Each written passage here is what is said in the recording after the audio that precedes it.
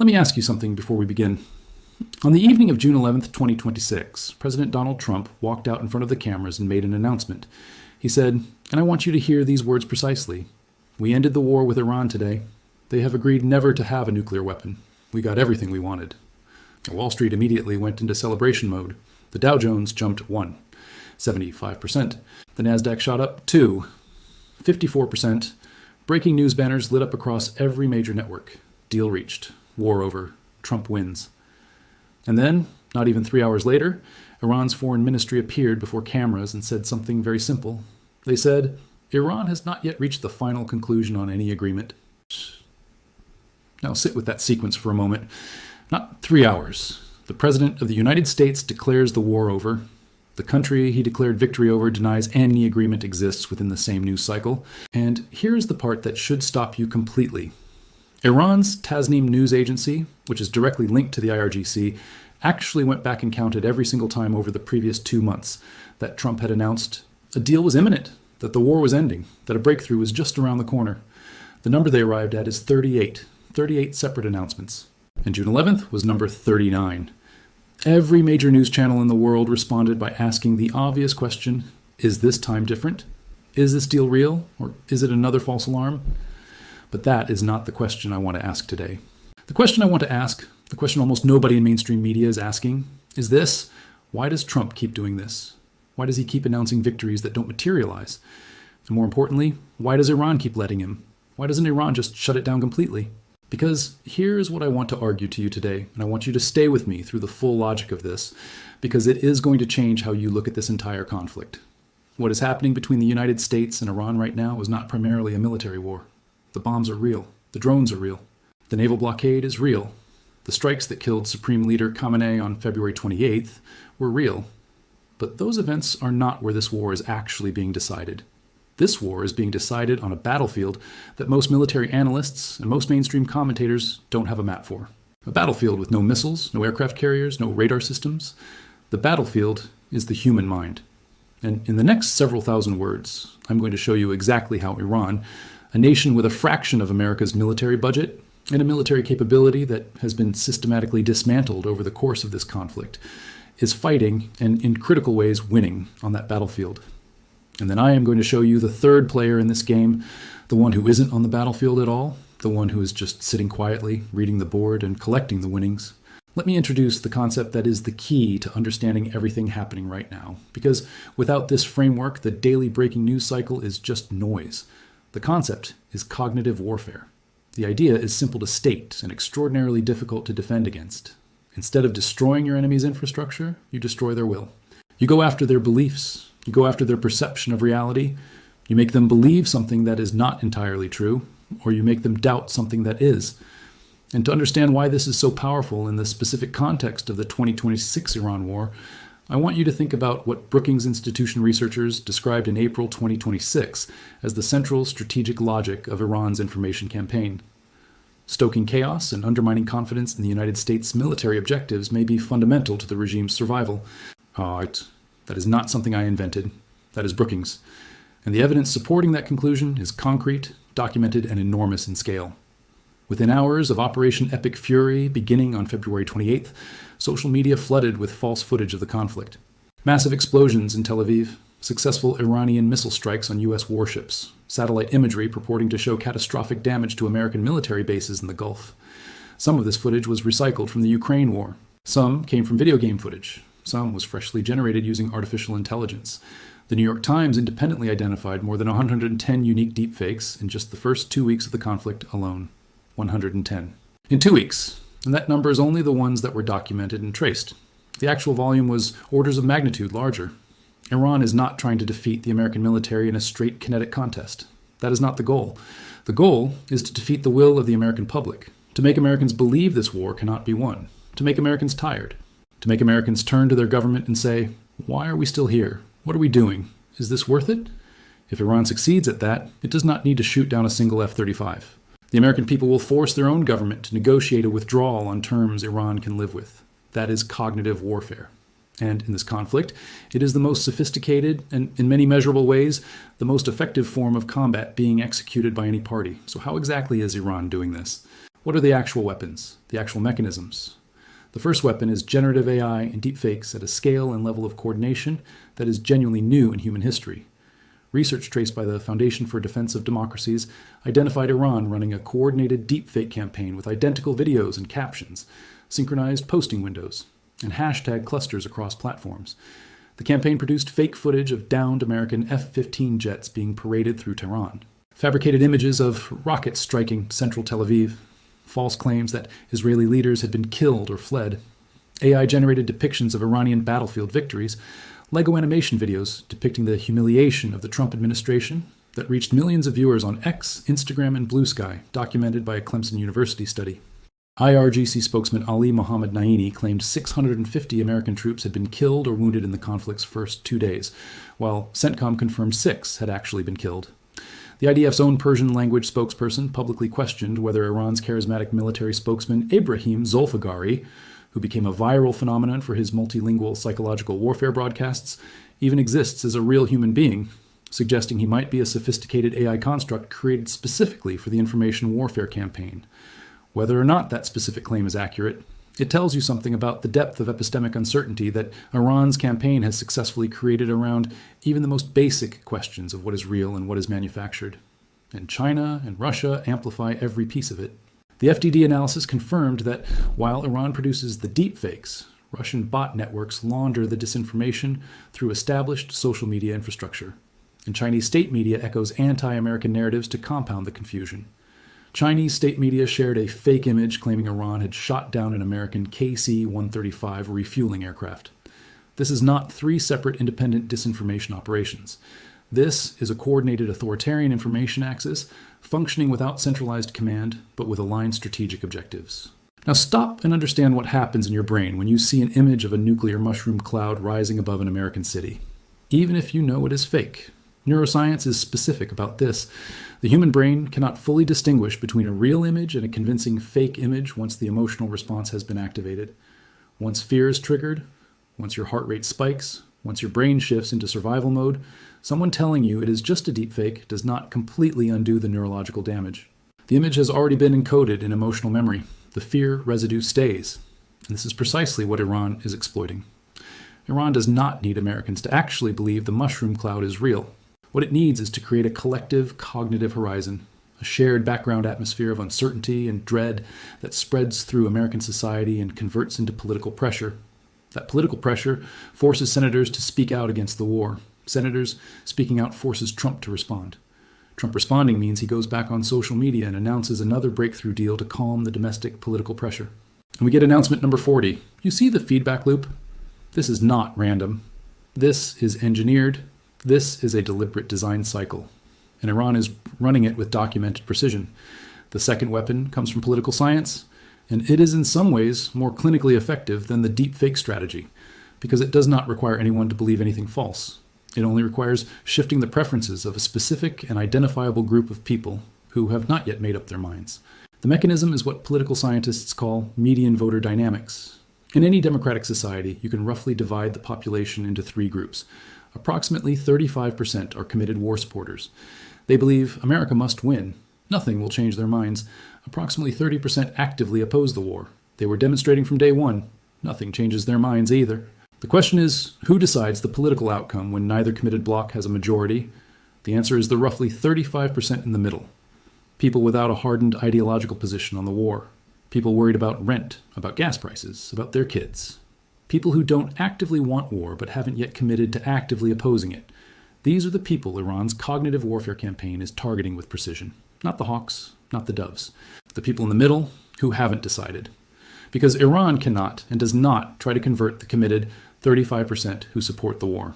That is a waste of resources. What it needs to do is shift the median, nudge the uncommitted just enough that they start asking uncomfortable questions, just enough that they feel uncertain, just enough that they would prefer their elected representative to find an exit rather than defend an escalation.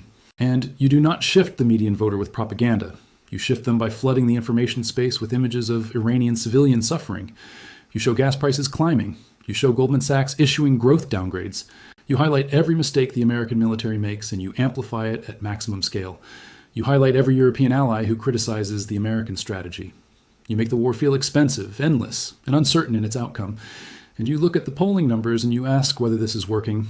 Trump's approval rating on the Iran war sits at 37%. 37%. Do you understand what that number tells you? It is essentially just the committed base. The 35% who support the war unconditionally, the middle has already moved. Iran has already shifted the median voter. The kinetic war might be going in one direction on the battlefield.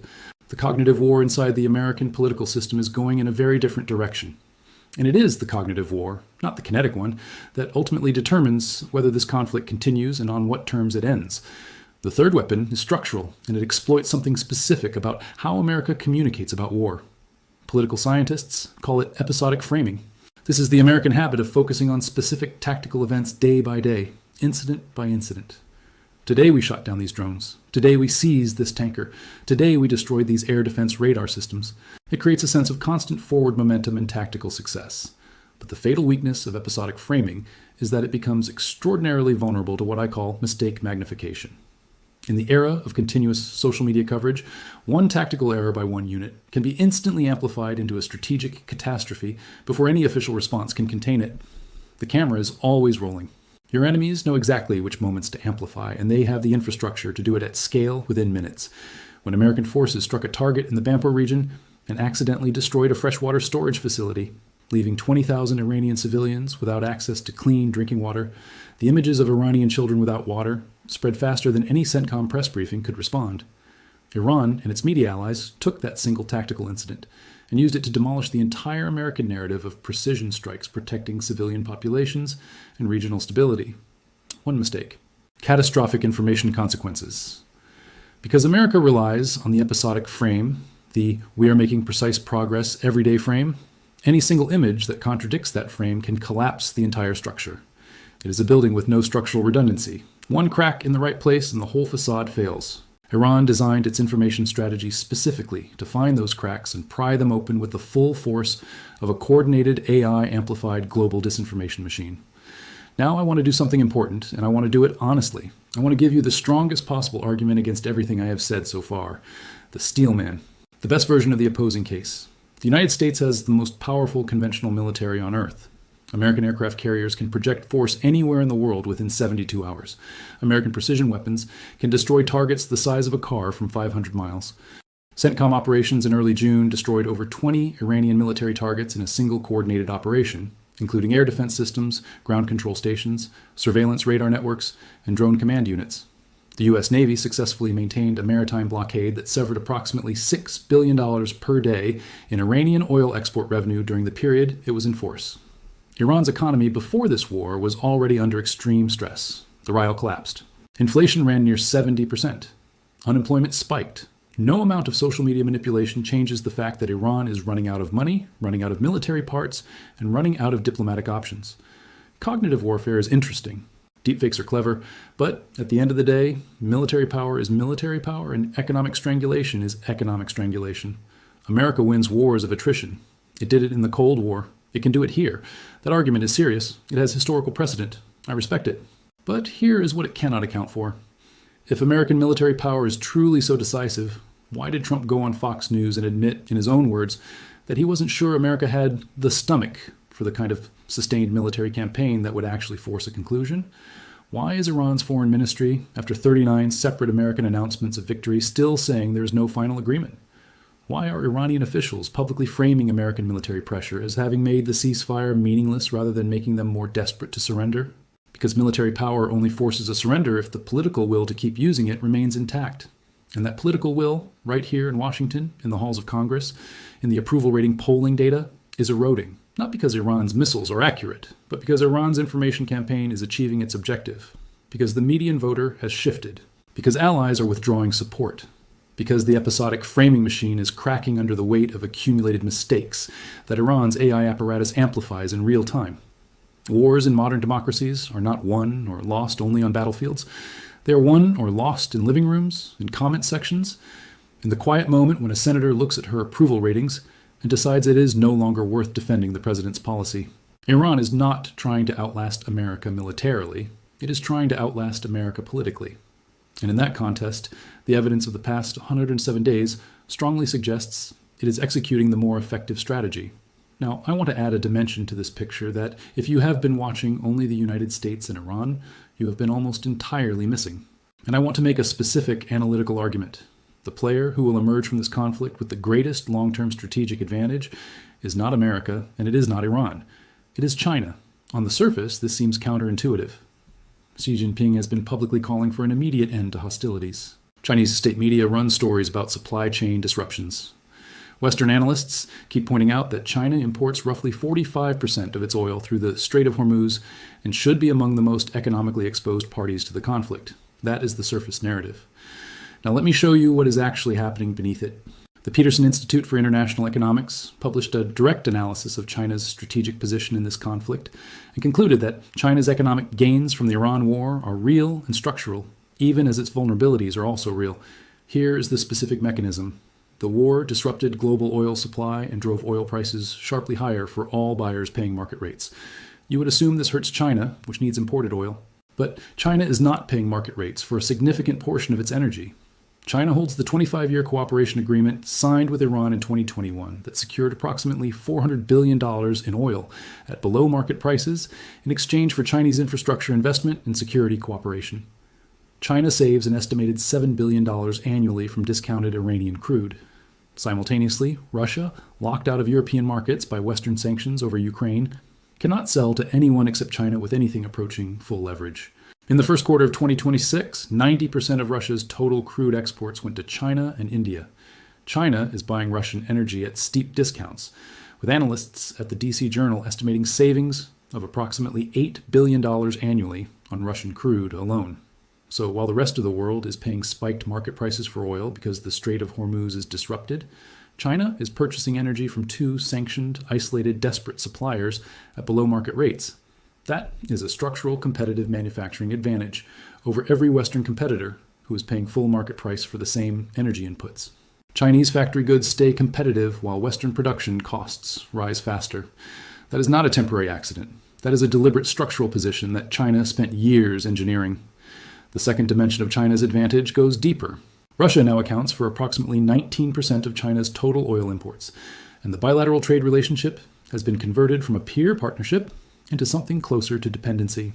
Russia's Foreign Minister Lavrov met Xi Jinping in Beijing in April 2026 and announced that Russia would help fill China's resource gap on mutually beneficial terms. Putin then visited China in May 2026, where the two countries signed 20 new agreements on energy, technology, and trade. Xi offered a measured critique of American military operations in Iran.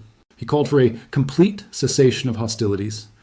He described any renewal of American airstrikes as unacceptable, but he did not impose costs. He did not take sides in a way that created legal exposure. He performed the role of the responsible global statesman who just wants stability. Meanwhile, the PIIE analysis confirmed that China observed U.S. naval operations in the Gulf in real time, including carrier movements, missile intercept patterns, and logistics flows, collecting strategically valuable intelligence that directly informs China's planning for a potential future military contingency involving the Strait of Taiwan. The more the U.S. deploys and reveals its operational playbook in the Gulf, the better calibrated Beijing's own military planning becomes for scenarios it has been preparing for years. And according to Wikipedia's sourced analysis of China's role in the 2026 Iran war, the United States accused Chinese semiconductor manufacturer SMIC of providing chip-making tools to Iran's military. Chinese firms with links to the People's Liberation Army were found to have marketed geospatial intelligence about the positions and movements of U.S. forces in the region to Iranian military customers. And an American F-15E shot down during the conflict was assessed by anonymous U.S. government sources as having been brought down by a Chinese-made shoulder-launched missile. China is not in this war. China is also not uninvolved in this war. That distinction is the entire strategic point. By performing uninvolvement while benefiting from and contributing to the dynamics of the conflict, China maintains all of its options, avoids secondary sanctions, preserves its relationships with Gulf states, locks in Iranian loyalty for the post-conflict period, and collects intelligence about American military operations that has direct application to its own strategic planning. Xi Jinping received both Trump and Putin in Beijing in May 2026, within weeks of each other. He is the only leader in this entire crisis with active leverage over all three principal parties simultaneously. He is managing the relationship with the country fighting the war, the country financially benefiting from the war, and the country trying to end the war. While Trump is making his 39th announcement and searching for an off-ramp, while Iran is running a cognitive warfare campaign against American public opinion, while Russia is selling energy and quietly converting its geopolitical position from European partner to Chinese client, China is reading the board and getting structurally stronger. The person winning this war most decisively is the person who never formally entered it. Now let me bring all three of these threads together into a complete picture, because when you see them working simultaneously, the logic of what is actually happening becomes very clear. Iran's cognitive warfare strategy has three interlocking components. The deepfake and AI campaign creates a collective psychological environment in which Americans feel uncertain, afraid, and doubtful about the war's outcome, even when the tactical military results favor the United States. This works through emotional encoding. Fake images trigger fear responses before rational evaluation can occur, and the emotional residue persists even when the rational mind later labels the content as manufactured. The median voter strategy shifts the 35% of Americans without fixed positions, moving them from neutral to skeptical, from skeptical to opposed, from opposed to politically active. That political activism pressures Congress, pressures European allies, and ultimately pressures Trump himself in ways that are visible in the 37% approval rating and in Trump's own public admission of uncertainty about American resolve. The exploitation of America's episodic framing weakness ensures that every single tactical mistake by American forces becomes a strategic communication disaster, that Iran's AI-amplified network turns into maximum damage before any official response can contain it. The accumulated result of all three working simultaneously is 39 announcements from Trump about deals that don't materialize, European allies publicly criticizing American diplomatic consistency, congressional members calling the war unconstitutional, an approval rating stuck at the base level, and a president who openly wonders on live television whether America has the stomach for the campaign he ordered. Iran does not need to win on the battlefield to win this war. It needs only to make the battlefield politically untenable for America, and it is doing it. Meanwhile, China observes, waits, collects intelligence, buys discounted energy from two isolated suppliers, and positions itself as the post-conflict stabilizer that every party in the region will need to engage with when the shooting finally stops. So let me give you three specific things to watch as this situation develops, because the most useful thing analysis can do is give you tools to test its conclusions against reality as events unfold,